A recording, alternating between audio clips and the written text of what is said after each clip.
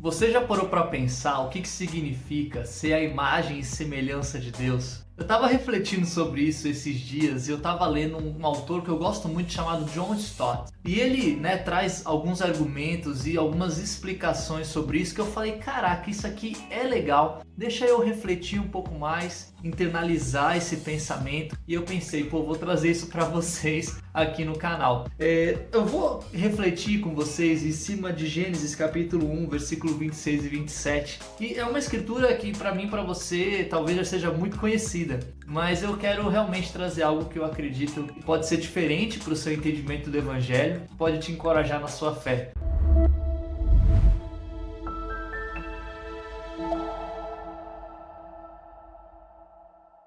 Para aqueles que não me conhecem, muito prazer, viu gente? Eu sou o pastor Caio César, eu sou ministro da Palavra de Deus e sou também professor lá na plataforma de cursos da Udemy. Eu quero te convidar, caso você goste de conteúdo cristão, goste de falar sobre a sua vida, a sua fé e como você pode desenvolver cada vez mais a sua espiritualidade, eu te encorajo a se inscrever aqui no canal, a ativar o sininho para não perder nenhuma notificação e, é claro, deixar sempre seus comentários aqui para a gente se conhecer um pouco mais. E se você quiser conhecer um pouco mais do meu ministério online, as coisas que eu tenho aqui, os cursos e várias outras coisas que eu possuo, dá uma olhada aqui no link da descrição, eu tenho certeza que vai ser uma fonte de bênção para vocês. E esse quadro aqui do canal, é o quadro chamado Pausa para o Café. É um quadro onde eu compartilho com vocês uma devocional, um pensamento bíblico cristão, e eu espero de verdade, como eu falei, que isso possa te inspirar. Vamos ler a escritura de Gênesis capítulo 1, versículo 26 e 27, que diz o seguinte: Então disse Deus: façamos o homem à nossa imagem, conforme a nossa semelhança. Domine ele sobre os peixes do mar, sobre as aves do céu, sobre os grandes animais de toda a terra e sobre todos os pequenos animais que se movem rente ao chão. Criou Deus o homem à sua imagem, a imagem de Deus o criou, homem e mulher os criou. Aqui, uma das coisas mais interessantes é que ele já começa falando, olha, façamos o homem à nossa imagem. É engraçado quando a gente vê aqui o plural, façamos, e não faça o homem, mas façamos no plural. Aqui a gente já começa a ver, desde Gênesis capítulo 1, a trindade agindo, Deus mostrando que ele é 3 em 1. Mas na frente, conforme a história vai se desenvolvendo, a gente vai conhecendo o Deus Pai, o Deus Filho e o Deus Espírito Santo. E ele fala, façamos a nossa imagem. E aqui eu te pergunto, o que significa isso? A gente já ouviu isso tantas vezes, Somos a imagem e semelhança de Deus. Será que isso tem a ver com as nossas características físicas? Ou será que é mais profundo do que isso? Vai além de como nós nos parecemos fisicamente e talvez, abranja ali outras características. E uma das coisas que essa escritura ela nos traz aqui, que para mim é muito legal, é a comparação que ele começa a fazer sobre o nosso domínio,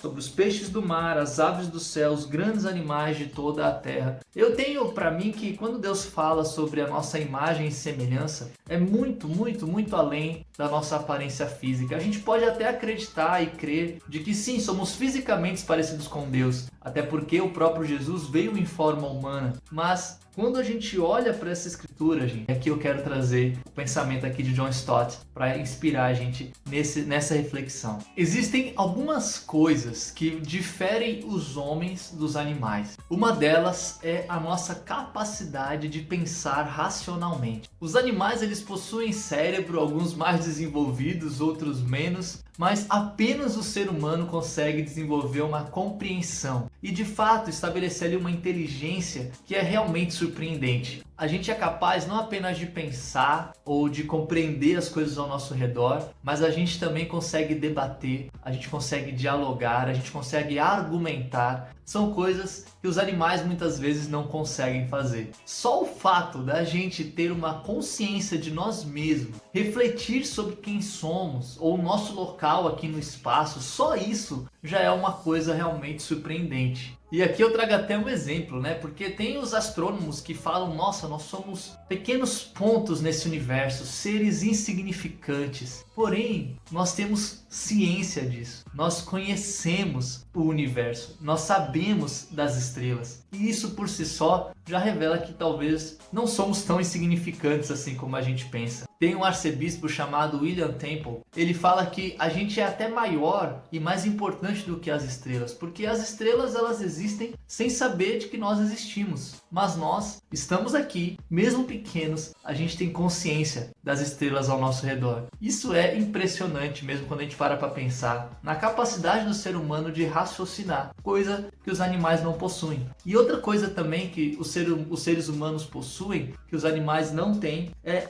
o senso da escolha moral. A gente consegue dizer certas coisas que são boas ou ruins. Existem muitas coisas morais, e C.S. Lewis vai falar muito sobre isso no seu livro Cristianismo Puro e Simples, que independente da nossa cultura, independente da época de vida que nós temos, a gente pode olhar isso ao longo da história de diversas civilizações. Coisas que são consideradas boas, corretas, e coisas que são consideradas hediondas, ruins, negativas. Isso a gente vê, né, como uma grande constante moral que parte, né, do ser humano, que na verdade parte da própria criação de Deus. Deus colocou em cada um de nós essa bússola moral. A gente pode seguir ou não seguir, a gente pode querer fazer a nossa vontade ou a vontade de Deus, mas o fato é que tanto homens cristãos ou não cristãos, que acreditam ou não em Deus, possuem essa bússola moral. E isso difere demais dos animais. Os animais eles não possuem esse senso moral das coisas. Eles fazem coisas muitas vezes porque são ensinados ou porque entendem que vão ter ali algum tipo de punição, né? Mas dificilmente eles sentem culpa, eles sentem arrependimento, remorso, ou sentem até, né, alegria ou êxtase ali por fazer algo bom, por saber que aquilo é bom. São coisas muito diferentes que nós temos que os animais não possuem.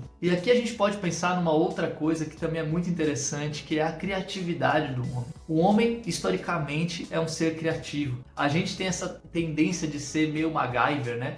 Muitas vezes a gente vê o pessoal falando, nossa, o brasileiro tem que ser estudado. A gente tem a famosa gambiarra, que nenhum lugar do mundo tem, parece. A gente faz coisas realmente do nada. A gente pega, sei lá, sucata e transforma em grandes coisas. A gente realmente, né? O homem tem essa capacidade de criar, coisa que os animais não possuem. E da mesma forma que o homem consegue criar, o homem também consegue se relacionar socialmente de forma muito amorosa. A gente não vê isso muito em outros animais, né? A gente vê animais que cooperam juntos, até se organizam, né? Como por exemplo os cães na matilha ou coisas assim. Mas se algum membro daquela família ou daquela comunidade deixa de produzir ou se machuca ou acontece alguma coisa, o que a gente vê na maioria dos animais, né, é que essa pessoa ou esse animal, na verdade, ele deixa de fazer parte daquela comunidade, daquela família. Nós não, nós seres humanos, a gente tem esse senso de família, esse senso de relacionamento verdadeiro. E isso realmente é muito profundo, porque isso é uma coisa que Deus nos deu. E a gente vê isso na Bíblia, esse tema de família desde o início. Deus criou a família lá no Gênesis, né? Quando ele fala que Deus criou o homem e a mulher, né? A imagem de Deus os criou. Isso é importante porque Deus já estabelece aqui desde o Gênesis a família. Isso é uma coisa que nós temos e que é baseada nesse sentimento de relacionamento sincero, esse relacionamento amoroso. Mesmo as piores famílias, né, que têm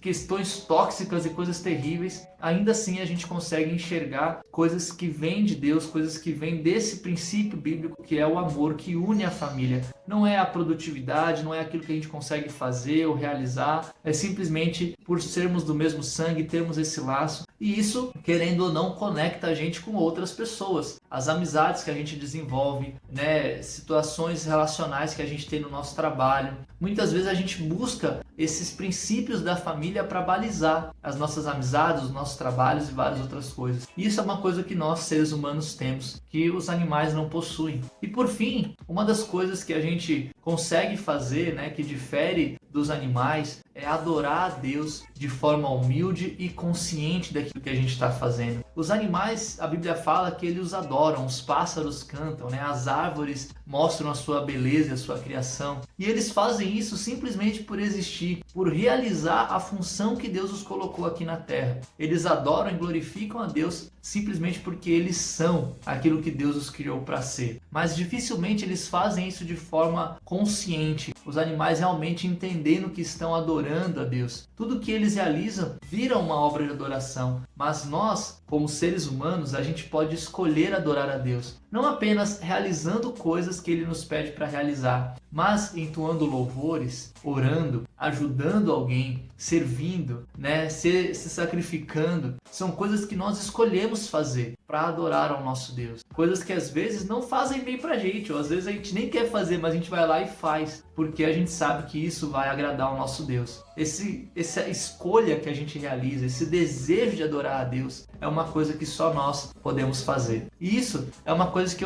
para mim é muito interessante. O que significa ser a imagem e semelhança de Deus? Significa sermos pessoas que podem pensar, escolher, criar, amar e adorar. Olha que profundo. Se nós somos de fato imagem e semelhança de Deus, devemos crescer nessas coisas. Vou falar novamente. Pensar, escolher, criar, amar, adorar. E aqui eu te faço uma pergunta. Como é que você tem sido essa imagem e semelhança? Como que você tem glorificado a Deus por meio da sua vida? Uma das coisas que acontece quando a gente realmente realiza essas coisas com excelência, faz cada uma dessas coisas entendendo o porquê estamos fazendo elas, a gente dá glórias a Deus. A gente mostra para as pessoas que somos sim a imagem e semelhança de Deus. Cada ser humano tem a capacidade de realizar essas 5 coisas, mas nós podemos decidir, nós cristãos, né, se queremos fazer isso para nossa própria glória ou para a glória de Deus. E é isso que eu te encorajo a fazer. Ame, crie, adore,